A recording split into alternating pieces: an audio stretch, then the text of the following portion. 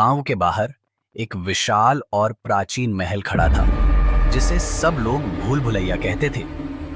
महल की ऊंची दीवारों और संकरी गलियों ने इसे इतना पेचीदा बना दिया था कि जो एक बार अंदर गया वह लौट कर नहीं आया।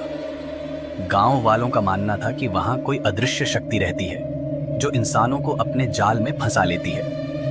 रवि, एक युवा पत्रकार जो हमेशा सच्चाई की तलाश में रहता था, ने इस महल की रहस्यमयी कहानियों को झूठ मान लिया। मैं इस भूल भुलैया के सच को उजागर करके रहूंगा, उसने निश्चय किया।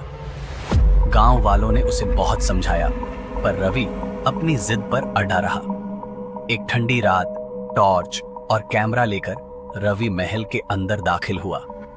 जैसे ही उसने पहला कदम रखा, उसे अजीब सी ठंड महसूस हुई। दीवारों पर अजीब आकृतियां बनी थीं, मानो किसी ने खून से बनाए हों। हवा में एक गहरी सन्नाटे की गूंज थी। रवि ने महल के गलियारों की जांच शुरू की। हर गली दूसरी से मिलती जुलती थी। उसे ऐसा लगा कि वह वहीं घूम रहा है जहां से उसने शुरुआत की थी। कुछ समय बाद उसे एक बूढ़ी महिला की फुसफुसाहट सुनाई दी। भाग जाओ, वरना वह तुम्हें भी नहीं छोड़ेगा। रवि ने चारों ओर देखा, पर वहां कोई नहीं था।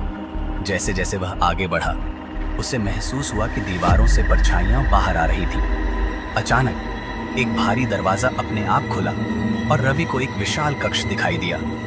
वहां एक पुराना तख्त पड़ा था और उस पर एक काले वस्त्र में लिपटा शख्स बैठा था। उसकी आंखें खून सी लाल थीं। तुमने यहाँ कदम रखकर अपनी मौत को बुलावा दिया है, उसने भयानक आवाज में कहा। रवि की सांसें थम गईं। वह पीछे हटने लगा, लेकिन तभी गलियारों से चीखने की आवाजें आने लगीं। चारों तरफ से अजीब साए उसे घेरने लगे। रवि ने हिम्मत जुटाई और उस शख्स से पूछा, तुम कौन हो? उसने जवाब दिया, मैं इस भूल भुलैया का संरक्षक हूँ। सदियों पहले मुझे यहाँ कैद कर दिया गया था और अब मैं हर उस व्यक्ति को सजा देता हूँ जो मेरी शांति भंग करता है। रवि ने अपने कैमरे से उस शख्स की तस्वीर लेने की कोशिश की, लेकिन कैमरा फेल हो गया। तभी दीवारों से निकलती परछाइयों ने उसे जकड़ लिया।